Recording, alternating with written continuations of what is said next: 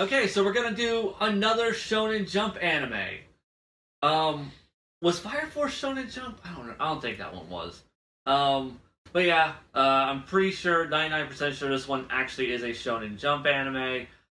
Um, I am. I'm pretty much known for shitting on a lot of shonen. I've heard really interesting things about this one. Just the premise alone, I'm like, oh, like people turn to stone and what? Are you known for shitting on a lot of shonen? Uh, I mean, like you like. I'm known for not really liking shonen. People keep trying to get me to watch shonen. Like, there's a lot of super, and then yeah, but you know, I bag on Z, like the second half of Z, quite a bit. You know, I'm always like Naruto, Bleach is a dumpster fire.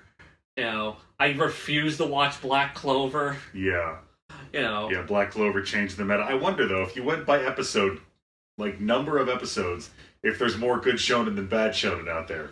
I don't know, because are we also including filler? Because, yes, absolutely. Because like you gotta cut there's it like off of popularity somewhere. oh man, like I heard like Boruto doesn't even have a single story arc. It's just been like that filler arc of Naruto where it's just like 80 episodes of filler where they just went on random missions. Boruto has been that and had like no fucking storylines. I mean, like between. I mean, It sounds fucking horrible. There's enough good shonen to last you your whole life. And if you take like above the split, like mediocre shonen, okay. Shonen. Now, what are we counting specifically as? Like, are we talking about just like battle shonen, or are you talking about just anything? Because like, would Detective Conan be considered shonen? Yeah, it's gotta be battle shonen. Okay, so battle shonen. Does like isekai like Inuyasha count? Because that's more like rom-com fantasy. That Takahashi shit's for girls. Okay, all right. So we got that. We got that groundwork. Like, do we count battles that don't exclusively include fists? Oh like, yeah, no, definitely, absolutely. So Initial Yakitate, Food Wars, Initial D. Okay, fuck it. All right. Okay, in that case, yes, there is far more good shonen than bad shonen. It's just battle shonen where it's fisties and powers and bullshit. Those like 50-50, those are gonna suck. Mm-hmm. Like, so many people are like, you should watch this. I'm like, no, like, but it's really good. I'm like, nothing you've said about this sounds fucking good. And I see this on Twitter, I'm like, you're ruining it! He's never gonna watch My Hero Academia now! So yeah, no, Dr. Stone, it's like, it doesn't look like your traditional, like as far as like Shonen Jump goes, it seems like this is more like in the Death Note realm of things of, like, it's a shonen battle anime, but yeah. I have no clue if it's gonna turn into dumb punchy schlock, but alright, we're gonna check out Dr. Stone now.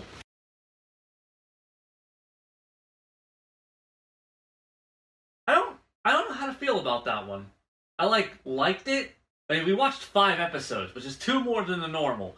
We gave it more than the 3-episode test because I was just curious. Right? Like, first, like, this is really interesting, and then, well, that's a cliffhanger. Yeah, and I'm like, alright, well, damn, that's a cliffhanger too. Alright, let's just... Yeah, we ended up watching 5 episodes, and the premise of Dr. Stone, for those who do not know, is basically just the whole world just turned to stone one day. Like all the people. And birds. That's, people and birds. People and birds.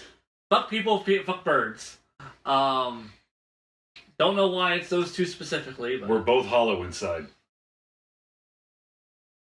Goddamn.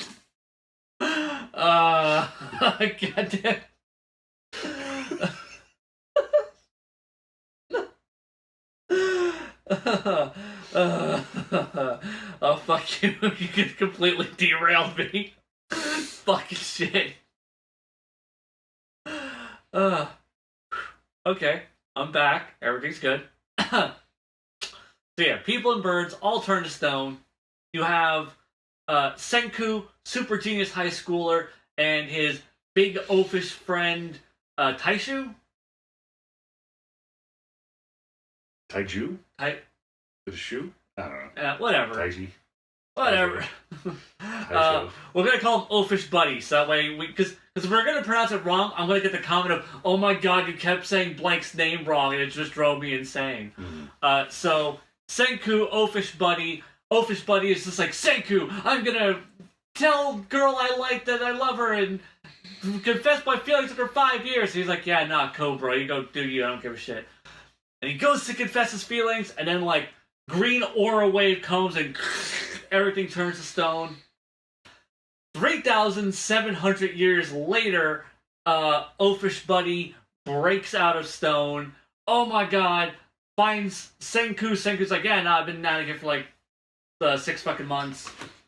Through the power of technology, I plan on rebuilding humanity and saving all these people, figuring out what the hell broke us out, and that is like the main premise. It's like mostly Senku and Oafish Buddy going through trying to revive humanity and rebuild civilization, and also move humanity forward like hundreds of years with technology.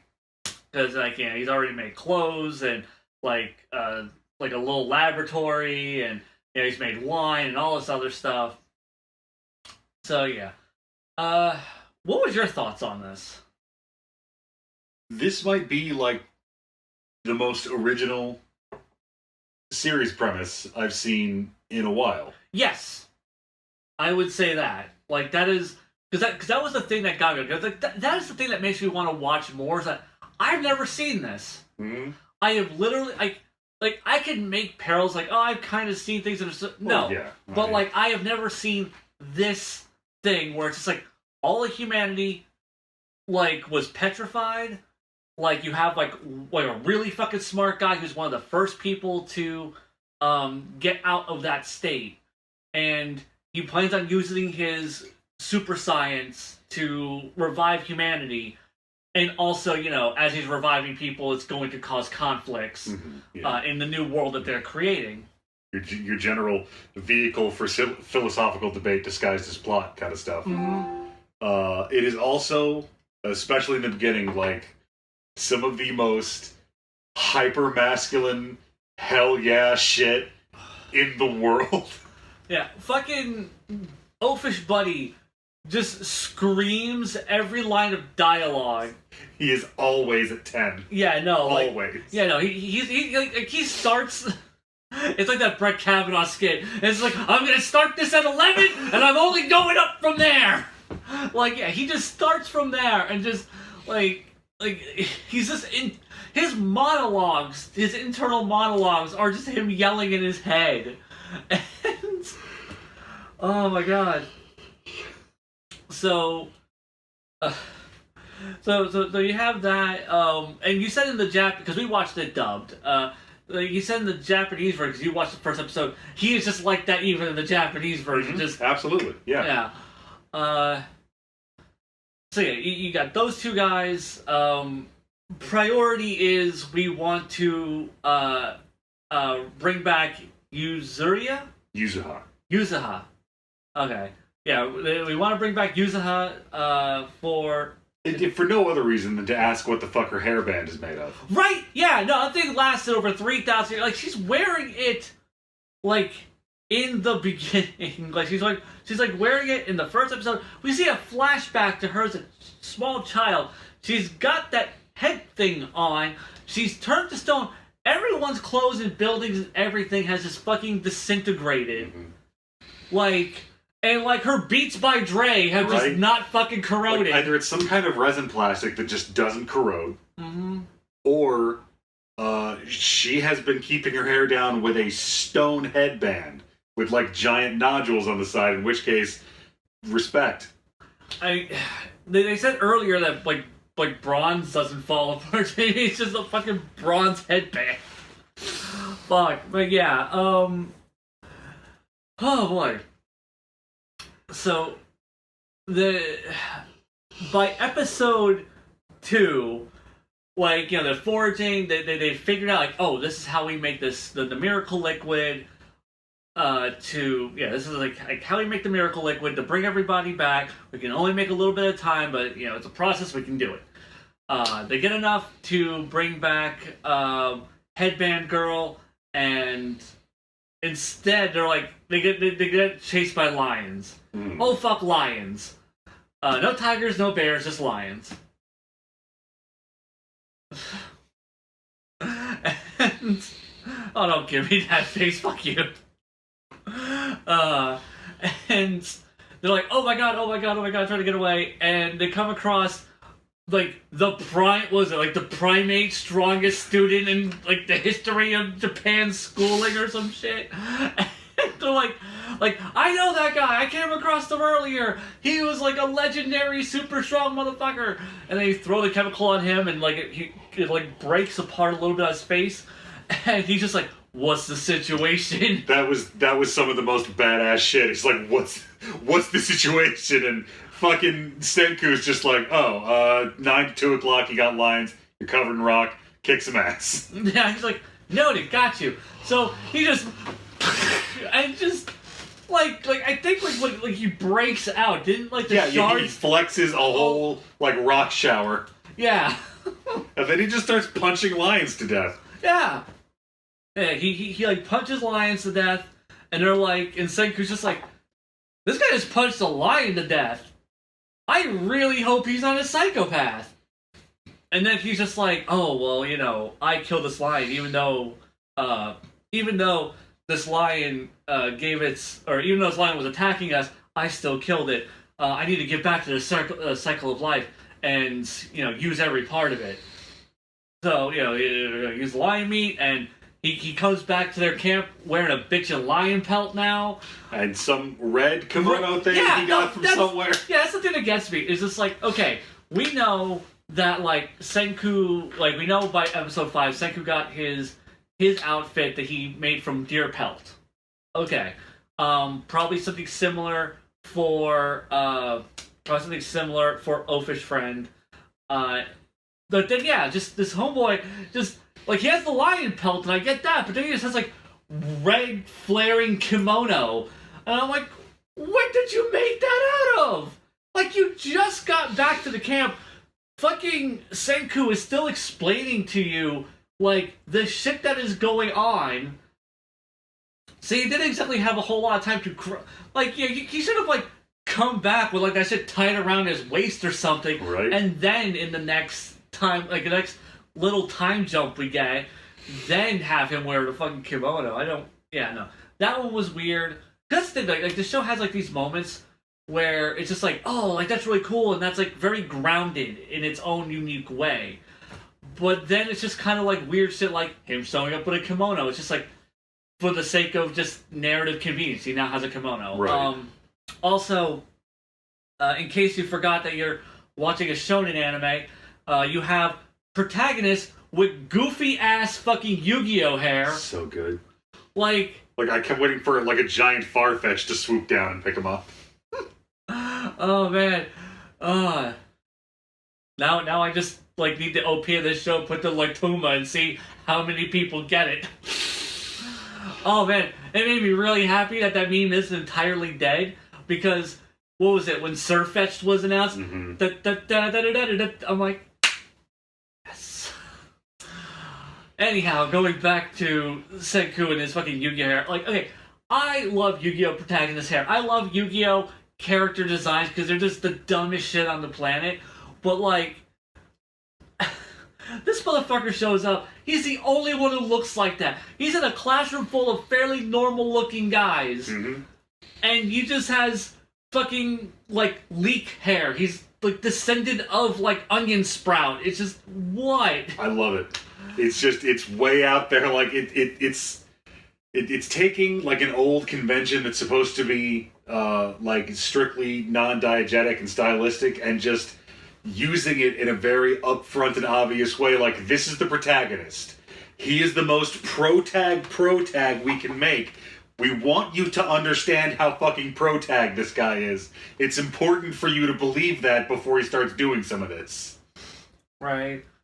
Like, when the show started, mm-hmm. I thought it was going to be this long, grueling, science versus nature survival story. Mm-hmm.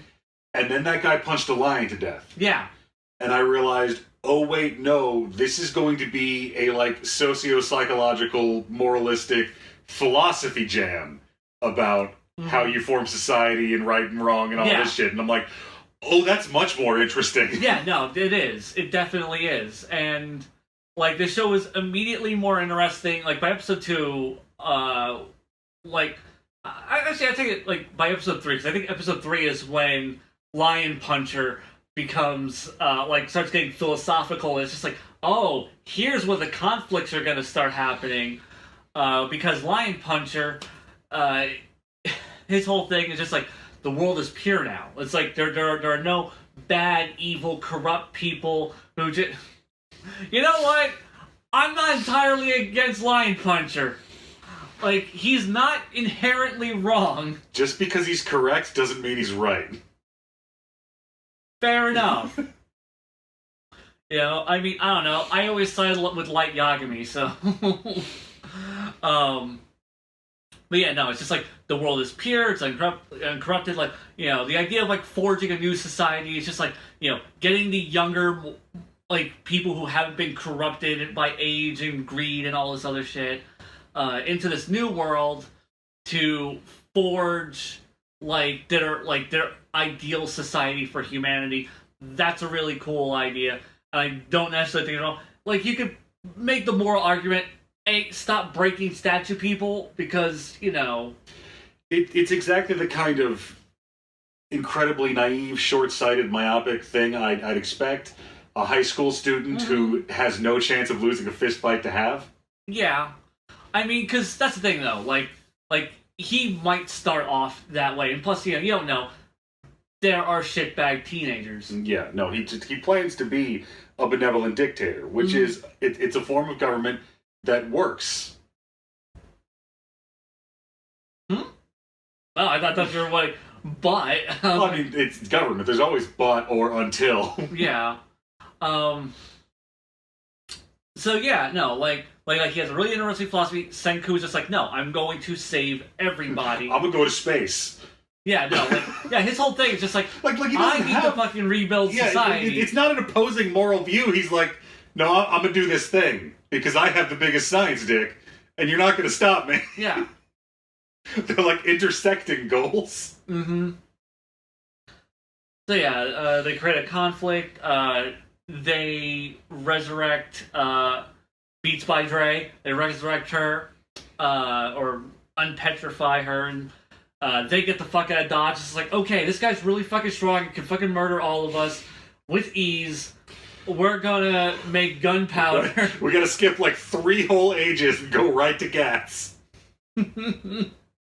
It's like, I'm gonna invent the cannon, and I'm gonna put a hole in this motherfucker's chest. Oh, man. Fucking Senku's like, we're gonna invent guns so we can negotiate with him. Because I'm really into science and have read 0 history. Mm-hmm. Well, yeah, he's a science major, not a history major. Like that's the thing. Like, he doesn't... He only cares about, like, empirical fact. Mm-hmm. Like, you know, and what can you do to push humanity forward, and what can you do to break the scientific barriers? That's all he really cares about. The moralistic elements, like his morality skews as far as don't kill people. Don't kill people, don't abuse people. That's it. Like, you know, try to help as many human lives as possible. Yeah, he's utilitarian. Yes, very utilitarian. And I don't think his philosophy is correct either. In fact, like, for the first couple of episodes, I found him to be an insufferable... Oh, he's an asshole. Insufferable is the key word. Yeah. Yeah, like... His weird speech quirks are insufferable. His attitude's awful. Oh, God. That didn't move me 1 millimeter. It's kind of why I love him. Like, he's got all these set phrases he's learned, but he learned them because he doesn't actually have any kind of social ability. Finally, the autistic protagonist that the shonen media was really lacking. Yep. Something that the readers could see themselves in. But yeah, like his super ridiculous amounts of knowledge was starting to bug the shit out of me, because I'm like his knowledge of basic chemistry? yeah, like his advanced knowledge of chemistry. Because I'm like, what is his deal? And then It's like high school chemistry. okay, I mean, I don't know high school chemistry. Okay. So there you go. Did you do a lot of chemistry in high school? I read some, yeah. Okay. But yeah, just like seeing him do all this stuff and just all the knowledge that he knows. Like you can use this for this and this and this, and you can make this out of this, and you can combine these compounds this. And the fact that he even knows how to make wine, like fermenting and all that stuff. And like at some point he was kind of stretching my suspension of disbelief, but then like they go into his ridiculous bullshit backstory where like at age 5 he was just like, I'm gonna do all the chemistry shit, and his dad like sold his car to like, and that's actually like a really cool thing on his dad's part. Like that was one of those things. Like his dad saw like all this potential in him, and this anime's full of cool shit. It is. Like it's a like the shonen-y elements where it's like this is made for 12-year-olds. When that kind of swoops in, and I'm like, ugh. Like I don't like his speech quirks. I like just certain things. It's just like the more shonen-y elements, that kind of distract from like the whole philosophical civilization building stuff. Like all of that, like those elements distracting from that, it just always kind of takes me out of it a bit. But like you said, this is such a creative series that I will easily grit my teeth and bear it just to like, yeah, until either until like the show stops being interesting, or until I just get used to what this show is doing and go, yeah, this is part of the show. Right. Like, I feel like this series is going to pitch one way or the other pretty soon. It's either, we were worried it was going to happen like now. We were worried that Lion Puncher was going to kill Yuzuha for Pathos, and it was just going to be bad. Yeah, no, because Yuzuha isn't in the fucking, okay, she's in like the showing shots from the past. Yeah, she's in the OP from the past and as Stone. So we're like, well, they woke her up. What happens to Yuzuha? Yeah, so we're just expecting this, like, at first we were expecting her, for some reason, to not be unpetrified, and then we were expecting her to just get fucking murdered. We were like, oh man, he's gonna murder her, they're just gonna fridge her, and then that's gonna, like, fucking give Pathos for fucking, oafish buddy. Man, I'm just like, god damn it, show, like, you're not And it was really bad when he, like, captures her and has her, and it's like, so don't do it! So yeah, it's either gonna, like, try to pull the emotional trigger way too early and just be like, oh man, or this show is, like, gonna stick solid, and it's gonna, like, come up with a beautiful central conflict that's gonna be one of those, like, oh yeah, I'm gonna put this show on the list now. Mm-hmm. It's amazing. Yeah, no, like this is, oh my god. Or it's just gonna, like, meander around forever and never really become great. Like this is easily, like, the most interesting thing to come out of Shonen Jump since Death Note. Like, holy shit. Like, the fact that this is a Shonen Jump manga... And it's only, like, 70% as, like, emo edgelord as Death Note. Yeah. No. Yeah, I'm definitely, like I said, I'm taking the show. I got my issues. Okay, something I do have an issue with is, like, when the guys break out, they got, like, bitchin' face cracks. But when girls crack out of their, like, are unpetrified, they get, like, well, like, you know, Yuzuha, she has, like a swirly on her shoulder and, like, on her neck, and that's it. She doesn't have, she doesn't have, like, the scar shit going on. Well, I imagine her skin's a lot softer, so the fault line formation is different. I always hate it whenever you just pull some fucking, like, bullshit out of your ass to make anything make sense at any given fucking point in time in any work of fiction ever. I have dealt with this shit for, like, 13 fucking years from this asshole. He has done this to me more times than I can count.